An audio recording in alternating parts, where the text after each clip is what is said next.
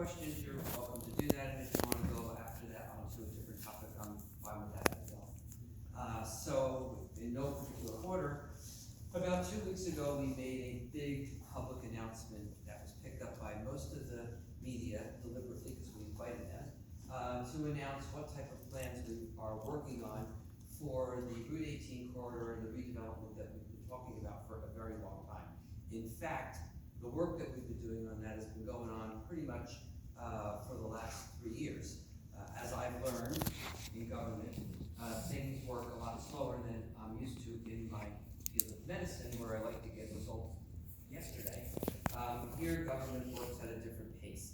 And part of that is to protect the public, so that you don't have people going rogue and making decisions that don't have the ability to have the I's dotted and the T's crossed, and that there be oversight. But sometimes our rules are so strict that it almost inhibits people from doing anything to begin with because it's so onerous. So working within the confines of land use laws and redevelopment laws, we sought out as a town a mechanism to try to repair blighted properties that had fallen into disrepair and maintained. We're primarily tonight talking about the properties by where the Gap and the Wiz and the Lowlands Plaza used to be, and we're also talking about the property where the Wonder Bread factory used to be off of Tyson Lane. Those are the two different projects that we're working on. That doesn't mean that there's not other areas that are in need of redevelopment, but we are tackling those areas because we felt as a town that, number one, they're contiguous lots that a developer would be interested in developing, not one individual piece of property, and it's closest to the turnpike, which from the standpoint of a money spot in town is really the area that most developers would be interested in working on, and it's frankly the area in the greatest need of repair. So we worked over the last couple of years defining it as an area of redevelopment, coming up with a plan based on listening to a lot of different professionals give us their ideas of what the best uses of that property would be. Then developing a RFP, or request for proposals, from developers who can come in and try to match a plan that's closest to what we envisioned for that property, select a developer, and that was the point of 2 weeks ago. We had selected a developer, came up with a redevelopment agreement, and he's right now in the process of acquiring the properties, which belong to various different people, and then putting them into place to develop a plan consistent with what we actually asked them to develop. And that's what we're here to discuss. Just so that you understand the baseline that we're dealing with, these properties, particularly the ones where the Lowlands and the Gap and the Wiz are located, right now, as you drive past those properties, a good portion of it, close to 100% of the properties by the Gap and the Wiz area are completely vacant. The ones by where the Lowlands Plaza are is probably about 75% vacant. Now, right now, as we stand here today, those two big parcels, the 44 acres that are there, bring to the town about $1.5 million in taxes. Those taxes were set years ago when those properties were 100% rented out. And businesses such as those are taxed, not like your home, which is based on the value of the property and the house that's on it. And you pay your taxes whether you live there or not. Businesses like this don't. They base their taxes on the net operating income of the businesses that are there. So if they're 100% rented out, which is what their tax rate was based on several years ago when it was a thriving mall, that's the tax rate that they pay.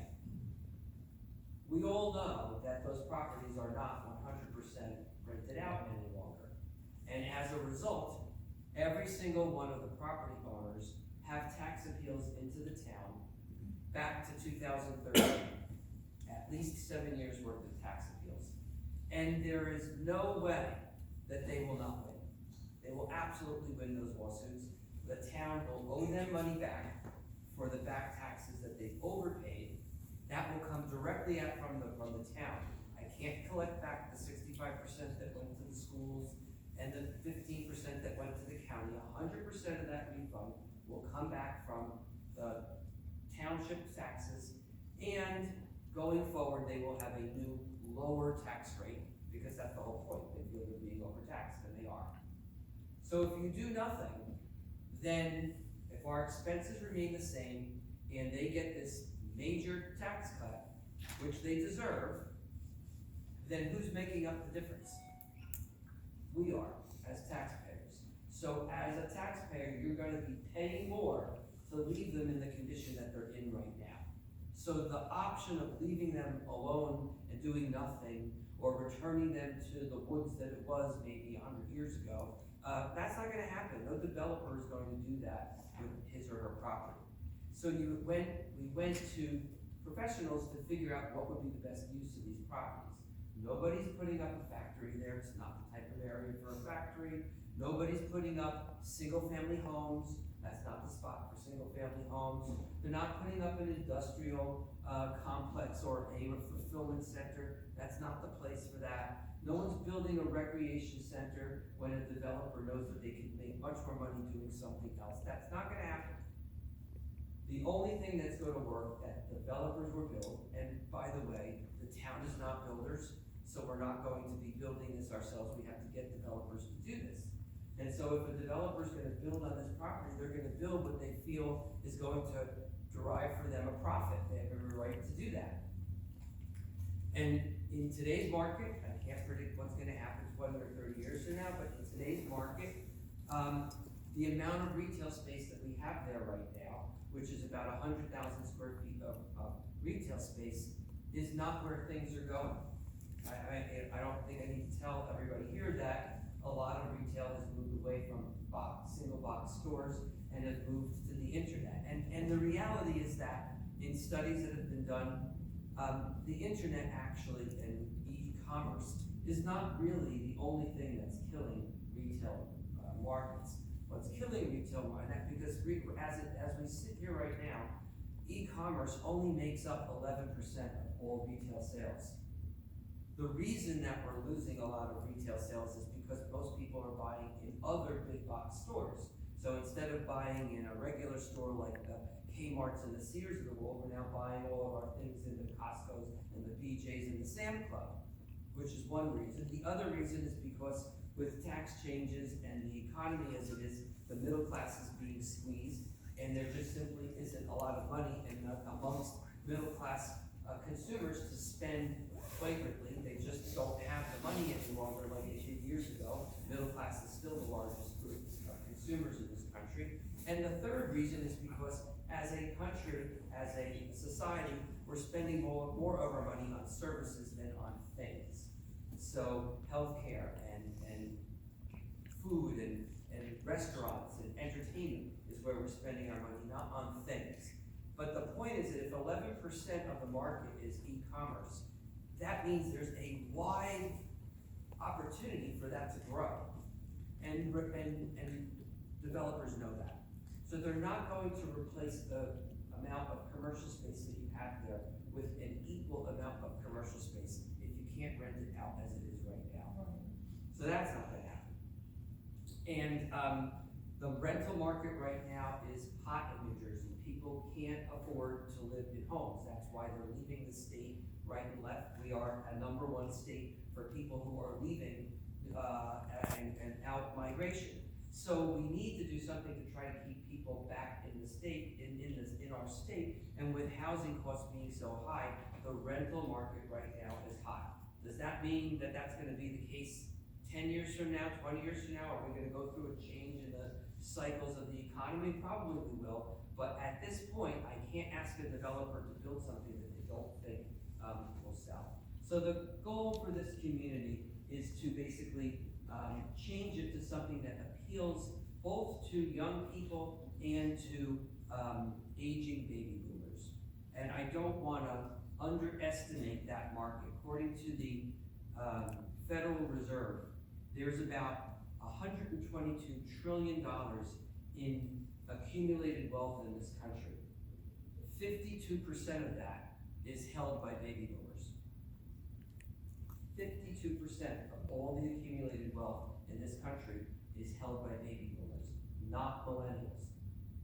And millennials still have college tuitions to pay for their kids and mortgages when they ultimately finally be able to afford to buy a house. They have all of their biggest expenses in front of them. Baby boomers have most of their biggest expenses behind them. So even though we may build something that appeals to millennials, it may have all the bells and whistles that millennials are looking for, with the type of space that's a transit-oriented development, that's walkable, with sustainability concepts and open floor plans.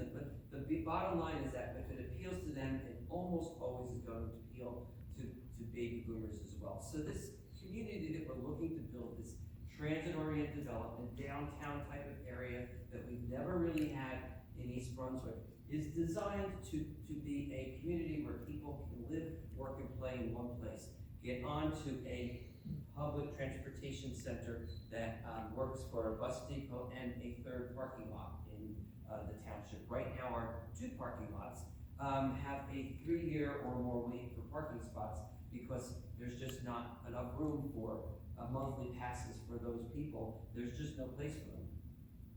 And there's therefore a wait. It can also support a hotel. The hotel would be over 100 bedrooms. The reason for that is because anytime you have a hotel with 100 or more bedrooms, it brings to the town a liquor license.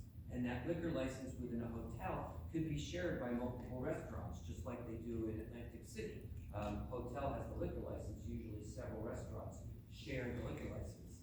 And a medical office complex, we're looking to have a lot of green space and open space for public purposes, outdoor music and theater type of performances in a round theater, dog parks, and all of the things that appeal to people who want a little bit more of an urban experience in a suburban community. So the developer who has been selected is now in the process of purchasing some of the properties that are there because he doesn't own them. Those properties need to be purchased, and those properties are going to be purchased through negotiation with those developers, and only if they are being unreasonable and asking for unreasonable amounts of money for their property would the town ever consider moving in the area of eminent domain, which allows the town to take the property and turn it over to the developer, who would then pay fair market value.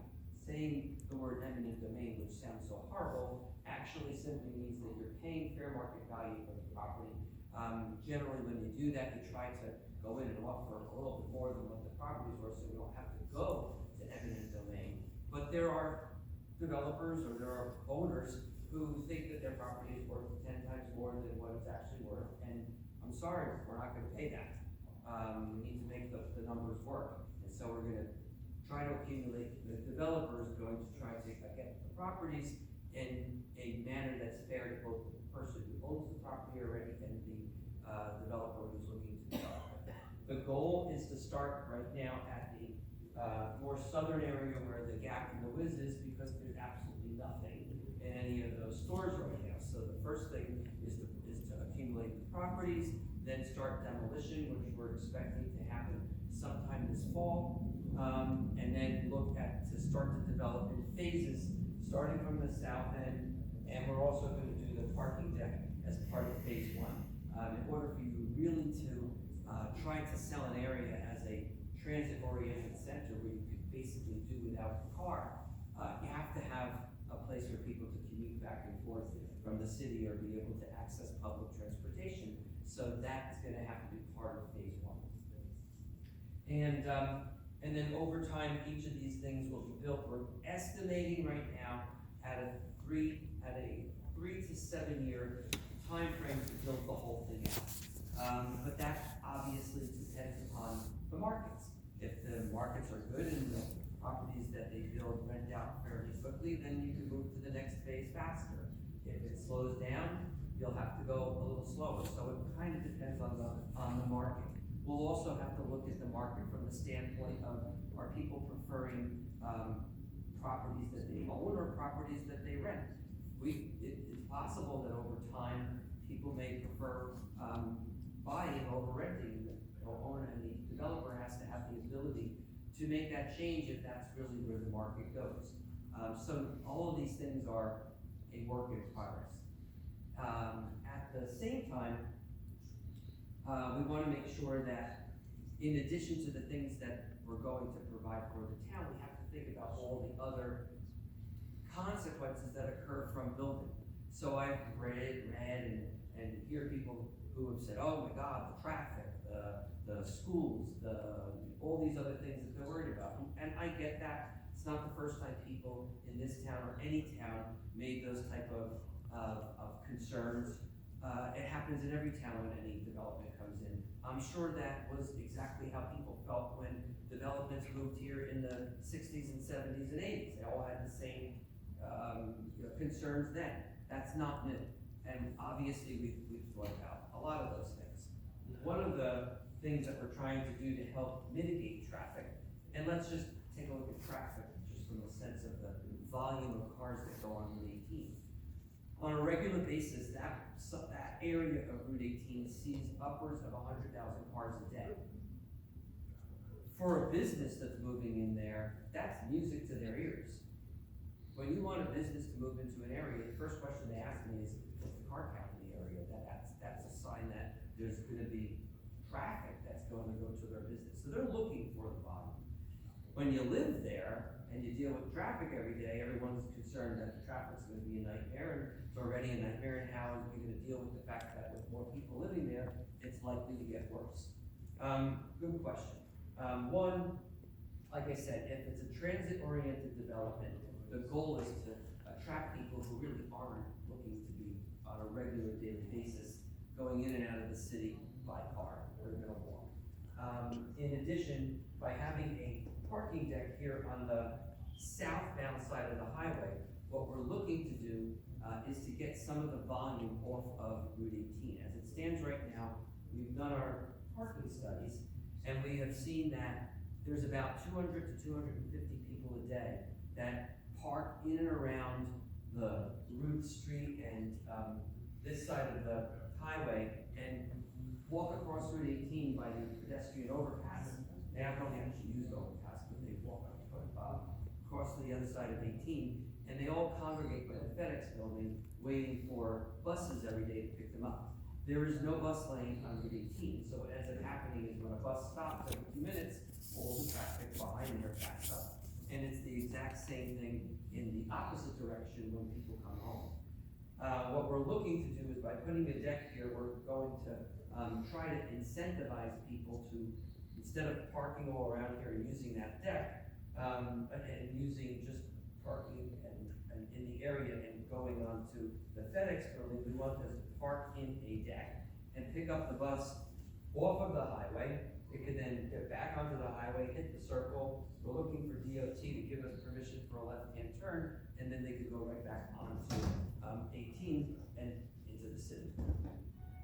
That's our goal. We're working with the state to try to get New Jersey Transit to do a deal with us for that, so we get those buses off of the highway in that location.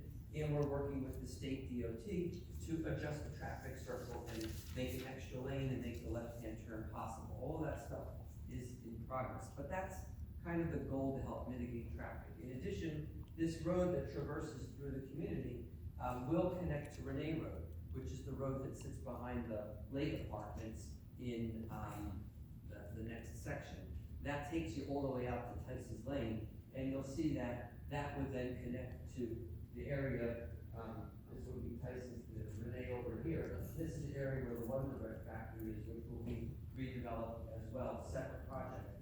And that traffic can continue through that project and essentially allow all the cars that would normally accumulate in this part of Route 18, which is the most crowded, to be bypassed and detoured all the way down to where the Lowe's is.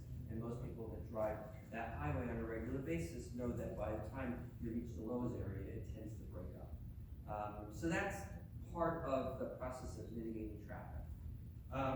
Mitigating the issue of utilities, we're really not going to have to do very much in terms of utilities because this area already has the water and the sewer lines that are already there. They may need to be moved a little bit, but it's not as if those areas are being developed from nothing.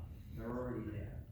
As far as schools are concerned, that's always a big concern to people. Oh, we're gonna have to build more schools, or we're gonna be dumping people into the schools. A couple of things on that. One, if you're really attracting millennials and baby boomers, that's a bimodal curve of people that are living there.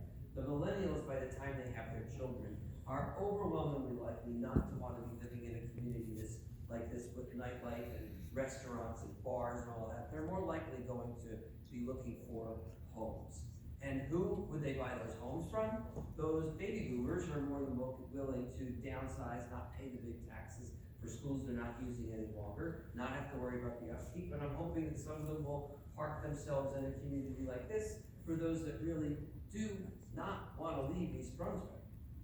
So that's kind of the goal. And those age groups, if they're having kids, they're not at an age where they're ready to go into school yet. And if they're baby boomers, they're not likely having, I mean, there's always exceptions, but by and large, they're not having kids. So I can't tell you that nobody here is gonna move with children, but I wouldn't anticipate that from the way it's being built and what it's being marketed as, that there's gonna be a ton of kids. But on the kids topic, I used to tell people up until about a year ago that we were on a downward trend in terms of enrollment in our schools.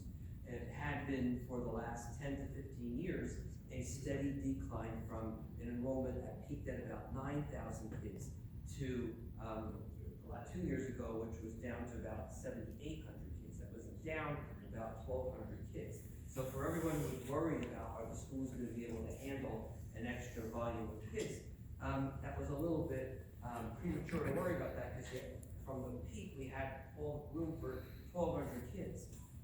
However, in the last year and a half, there's been all of a sudden a huge interest and a huge number of people and kids moving into East Brunswick, so that within the last year and a half, we've seen an enrollment increase of about 500 to 600 kids, all bottlenecked in 2nd, 3rd, and 4th grade. I don't have an explanation for that. I can probably theorize, maybe millennials are finally having more kids, and then they're moving to where there's good schools. That's a possibility. Interesting statistic on that is 1/3 of those 500 kids all have special needs. So is it possible that we've done such a great job with our special needs program that we're attracting people to move to the town because we have such a great program and they want to take advantage of that? That's wonderful. Keep in mind, those are the most expensive kids to educate, and it's our job to cover that. So I don't have the answer why that has happened, but if many of you read in the paper, they're now putting trailers in Warnsdorfer and Irwin because they couldn't house the number of 2nd, 3rd, and 4th graders. The schools right now don't know if that's a bubble, and it's gonna be like a boa that just ate its dinner, and we just have to watch that pack go through, or is that really a trend that's gonna continue? Because if it's a trend that's gonna continue, which is possible, then before we've ever laid one nail in the ground for development, we are at some point going to have to face the fact that we may need to either add a school or increase to some of the schools, because we can't continue to put people in trailers. So that may be, and I don't have the answer to that, because you have to have a couple of years to know if this is really a trend. But if that's the case, which is possible, then the idea of building onto the schools is gonna happen whether you like it or not, because it's happening before we did any redevelopment. And if we're gonna have to do it, then you might as well think, well, let's account for extra people that may move in with redevelopment, because I don't wanna do what they did in South Brunswick or Monroe, where they built a high school and then 2 minutes after people came in and started occupying the high school, it was too small. When you build a school, but when you build a school, when you propose a school, it has to be 90% occupied before you can get it approved. So when you end up having the school open, it's gonna be overcrowded. I know this, I work for the public. Yeah, no, I get that. First of all, it wouldn't be me doing it anyway. It would be the school board that would have to go out for a referendum of which all of us as a group of citizens would have to vote. I'm just telling you that from the numbers of people going into the schools right now, for those who are worried that redevelopment is gonna cause us to have to increase our capacity in the school district, all I'm saying is we may have to do it anyway, whether I did this or not. That's not me, yeah. I think I asked you questions, but I have a question. In this proposal here, is there gonna be age restricted housing that's affordable to keep, I'm the seniors Mhm. wanting to stay here? Right, Is there gonna be not rural housing in there? okay, I'll get to that in a second. I promise you, but I'll get back to that. Actually, I'll handle it. Mount Laurel housing, which by the way is different than Section 8 housing, right? Yes, definitely. Okay, because sometimes people mess that up. Section 8 is based on your income. And the lower income it's tax side. credits for very low people who really don't have the ability, so they get, we have very limited number from the government. Affordable housing basically just lowers the cost, lowers the rent based on your income if you qualify. You can't be extraordinarily low income, those people who go into Section 8 housing, that's a federal program. Affordable housing, which is the Mount Laurel you're talking about, is a state program. And the state has determined for each township within New Jersey what its affordable obligation needs to be. When ours was done in 2015, when they gave us our number of units that needed to be built between 15 and 25, 2015 and 2025, was 315 units. The settlement that we went and had with the Fair Share Housing for that 315, which compared to many other towns, our size is an extraordinarily low number, right? South Brunswick is now up to 1,500. Bolingbrook, which is actually a lot smaller than us, what, 1,200 I think they have to build. So our number was actually pretty low. The deal that we set with the affordable housing was that 115 of our 315 would be built in the redevelopment zones and 200 distributed throughout the rest of the town. That was done because the affordable housing, Fair Share Housing, does not want all of your affordable housing in any one section of town, because it looks like you're discriminating against people who are in an affordable area. So I can't put more than 115 in all of our zones that are deemed redevelopment, because that would be a breach of our contract with the Fair Share Housing. Of the 115 affordable units that are gonna be put in the redevelopment zones, the property over here by Tice's is taking 100 of them.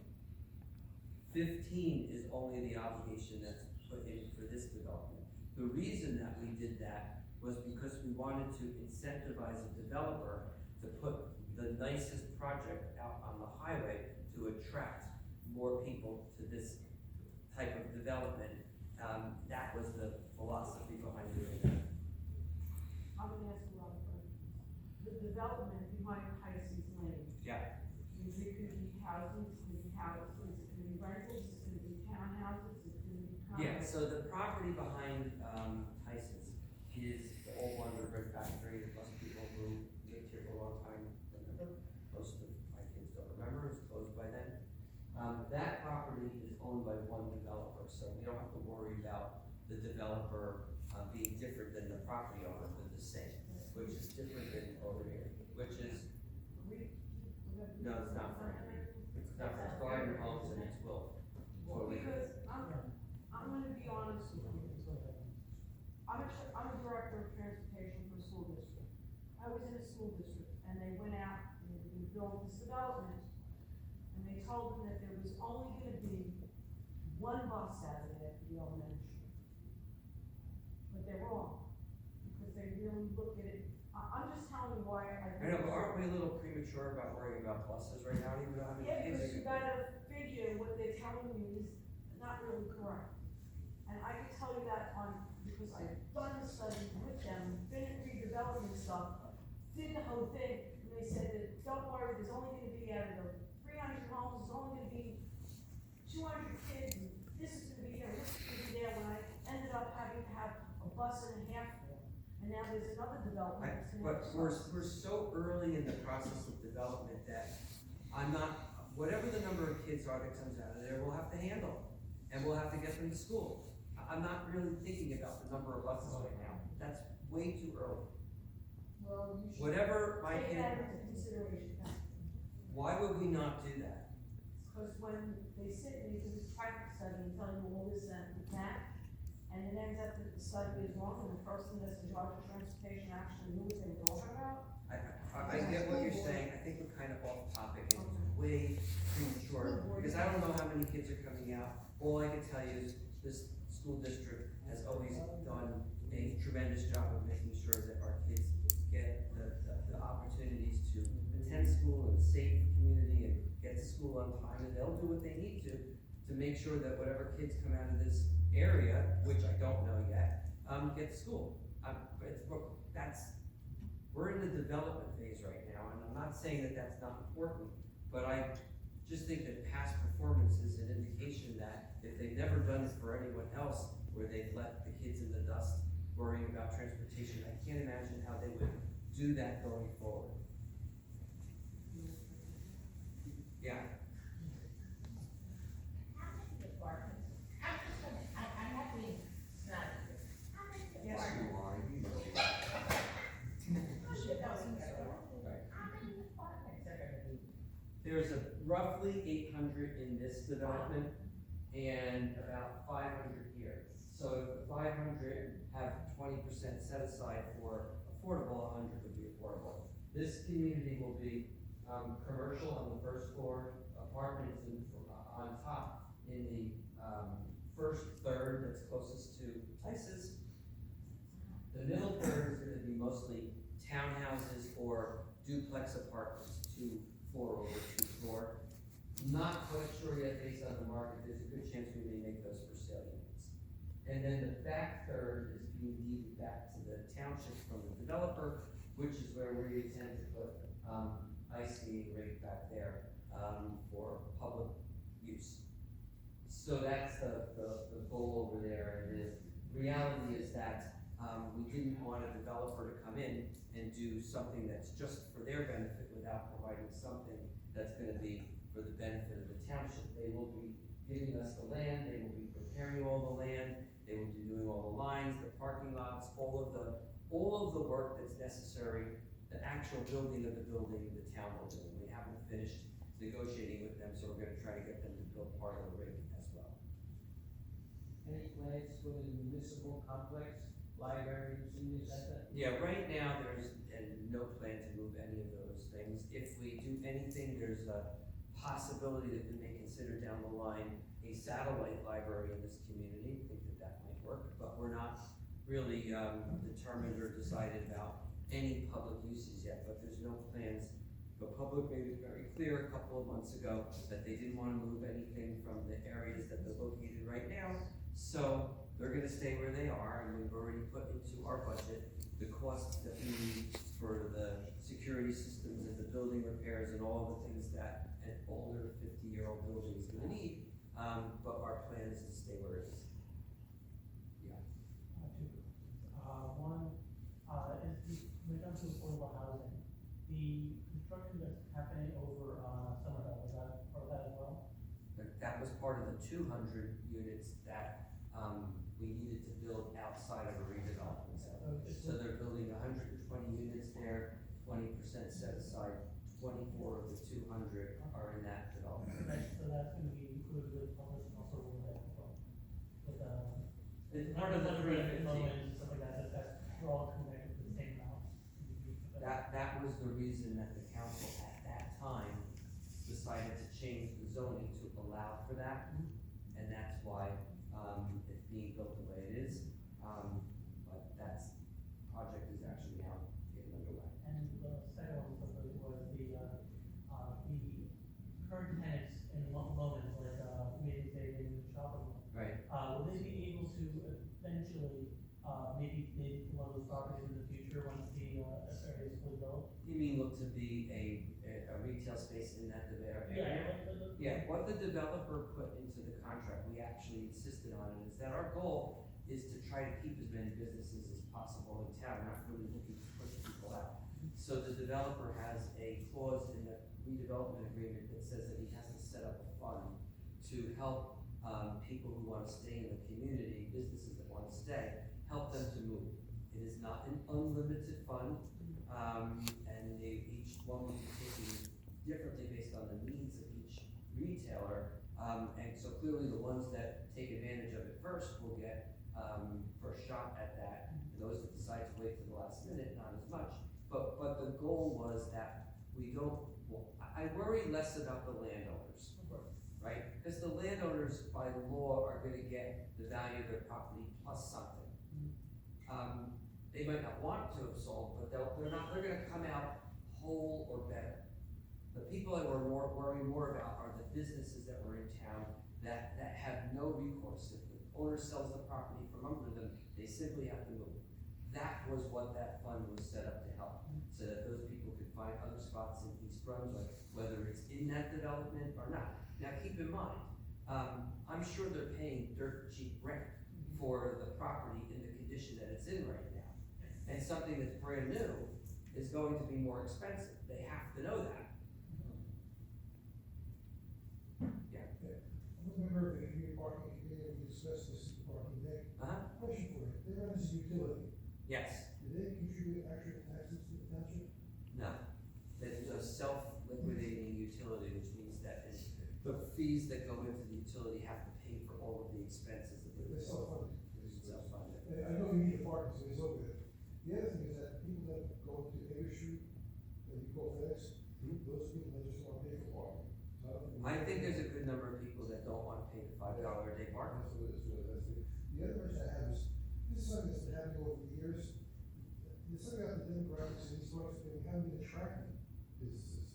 I know the economy's tough, you deal with stuff, but over the years prior to this, we really haven't been able to attract businesses like that. We realized that no sort of our business that were there originally. Right, right. What is that? Well, I think first of all, keep in mind that last year, 103 new businesses came into town, about 95 the year before, about 84 the year before that. So there are businesses that are coming in, but there are businesses that leave too. The condition of the highway has to be a large concern for a lot of businesses, because why would you wanna move into a strip mall that has no other businesses there? So it kind of doesn't make sense, and I think a lot of the other areas that you're talking about, we're comparing ourselves to, had a thought in mind a long time ago, right? These things take years to develop. So even through the recession, the people in North Brunswick were considering what they were gonna do with all that land that J&J owned, that they have now. It looks like it all sprung up overnight, but the plans for that were 20 years in the making. And the same thing with the areas on Route 9. I think we're asleep at the switch. And I also think that we got bogged down in the recession and some bad business decisions that spooked us from doing anything forward thinking. And now we're trying to make up for some of that time. The thing I do find though is that. But before I finish though, but I think that one of the advantages that we still have is our location. We've never lost that. And that's what's so laughing about the whole thing, we have a great location, I live in our high. Exactly. Capital of 9. Right. But the thing though, to bring out also is that, living as a 1981, every time there's an ambitious project that they come up with, Right. these, park settings and things like that, it always falls short at the last minute. They were talking about 2 restaurant pads where Walmart was years ago, they never developed. They were talking about a park setting with David Breyers, that never developed. Right. Something happens during the process, with all these ambitious ideas that they